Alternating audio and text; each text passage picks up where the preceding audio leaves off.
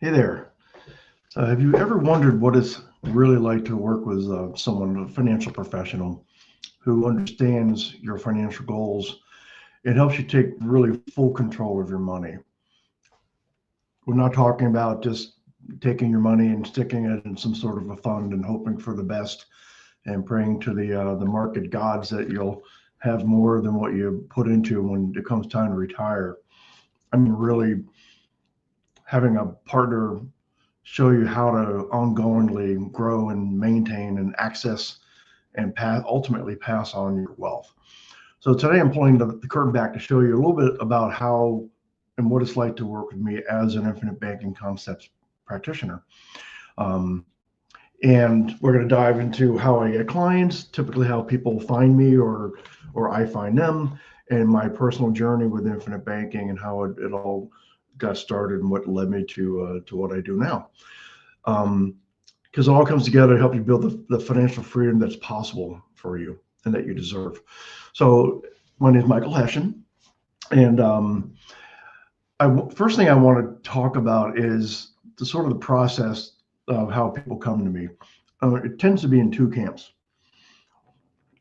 One, there's more and more there's information out there online in live events and that kind of thing about infinite banking concepts. There's much more than when I first learned about this, 10, 12 years or so ago.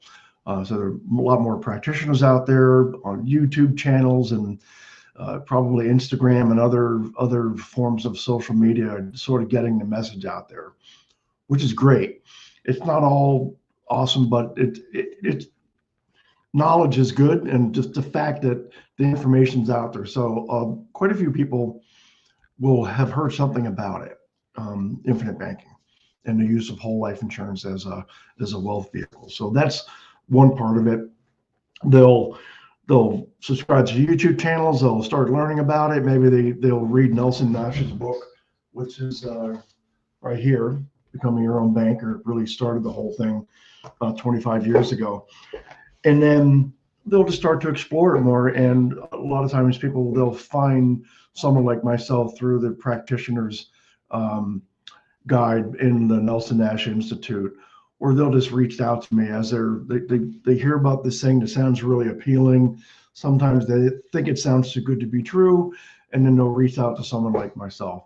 And then there are people who have never heard about it, and then we'll just meet at live events or be introduced or something. A lot of times in that case, it tends to be people in entrepreneurial space, business owners, entrepreneurs, or people who want to be entrepreneurs and are kind of in early stages of it.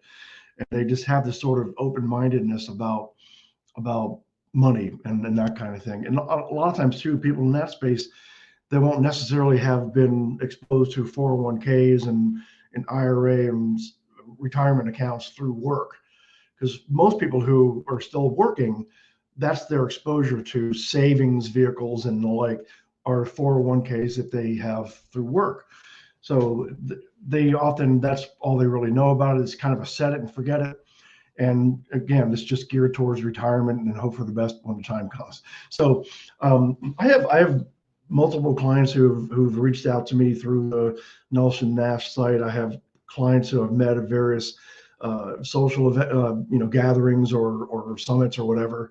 And so really it comes from those two camps, typically speaking. And a lot of time, if they aren't familiar with infinite banking, they're just, the idea of having more control. I think everyone sort of innately has an idea or notion that big banks and Wall Street and government programs are not necessarily the cat's meow. There's sort of some sense that there's got to be a better way to handle and grow your money, because it just seems like in the case of those programs, they make all the rules up. In the case of the government programs, they make all the rules, 401ks and that kind of thing. And Wall Street, while they have rules, they're like the house in Las Vegas. They generally win. So they're the house in this game. So people will say like, yeah, there's something off. So there's got to be another way to do this. So I met a gentleman some years ago, pre-pandemic, who was a business owner and didn't know anything about this. And we just had a conversation. I said the idea of being your own banker was really appealing to him. He was actually a surgeon, and later he came to own his own business related to his practice. And he just loved the idea of, rather than just having money parked in a bank earning next to nothing in a savings account, having it go through a policy that was actually he owned and controlled and had guaranteed growth in it. So that's an example of someone who wasn't familiar with infinite banking, who through a conversation said, yes, let's do it. So that's how that works sometimes. I'll just go into, actually, on the other side of things, where people have some familiarity with infinite banking. A lot of times they'll find me because I'm one of the only practitioners in the New England region. So some people who are near me, they like the idea of having someone working with them who is fairly close by, at least local or regional to them. So that's another example as well. I'll tell you a little bit about how I came to this. 12 years ago, I was starting with my first life insurance company. It's called Bankers Life. They're based out of Chicago, I think, and been around for a long time. And I didn't really know anything about life insurance. I had some exposure, and I traded in the markets back in the day, pre-2008, and learned a lot about how money flows and currencies and options and futures and that kind of thing. And it was interesting to me. I sort of lost my taste for trading, being directly in the markets, but I learned a lot. And my wife and I had some real estate holdings, so I had exposure to leverage and having an asset that's growing and providing passive income. And eventually I decided to get into life insurance because it was in the financial space.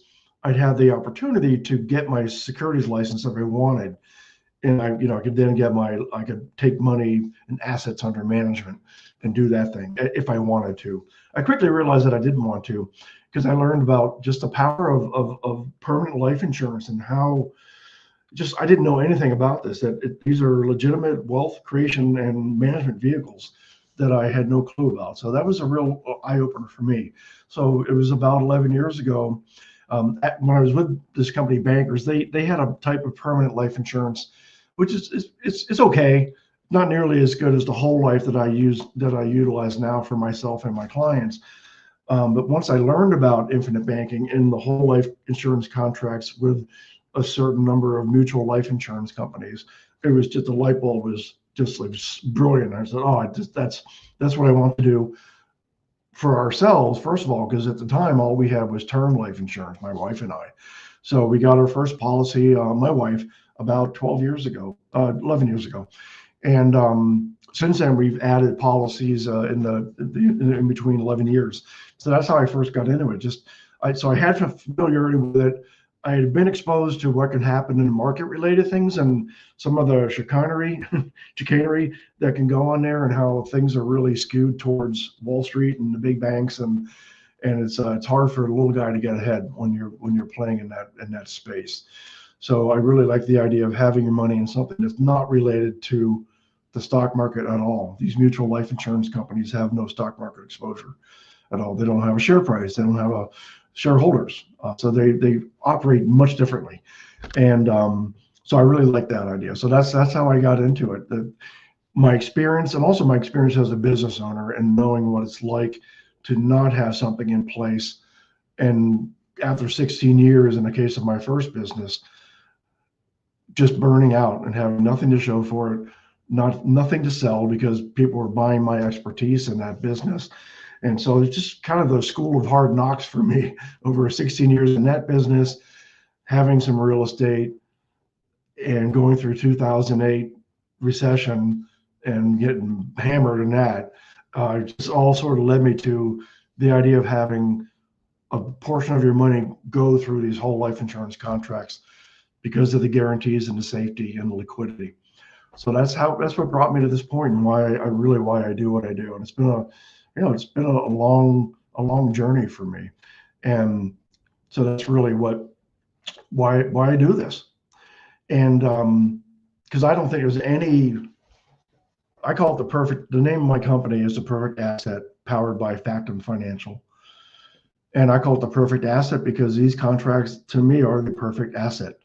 They're not investments. They are a standalone asset that grows guaranteed, no market exposure, and they are the and asset. They allow you to do all these other things, which I've mentioned before in other videos.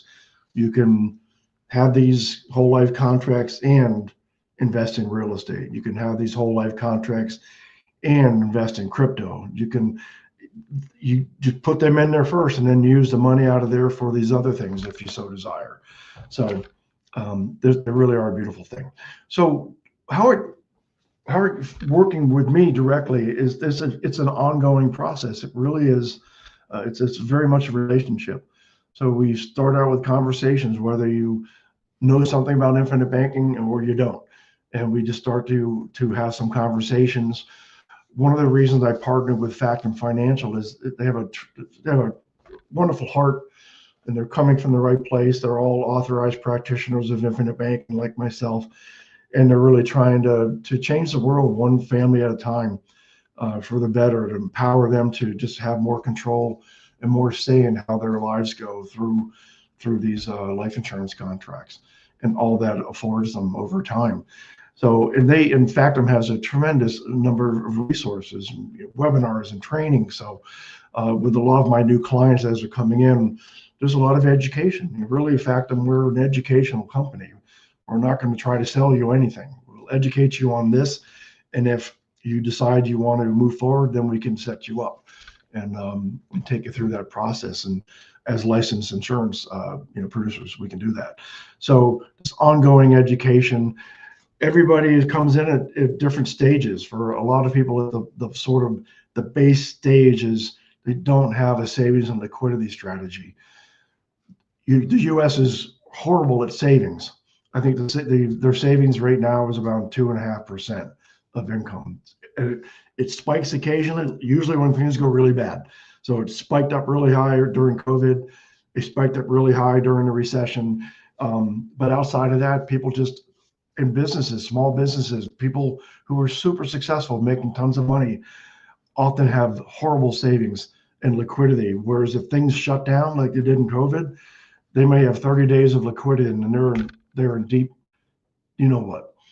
A lot of businesses went out and during COVID because they did not have liquidity to withstand those events that come up pretty frequently.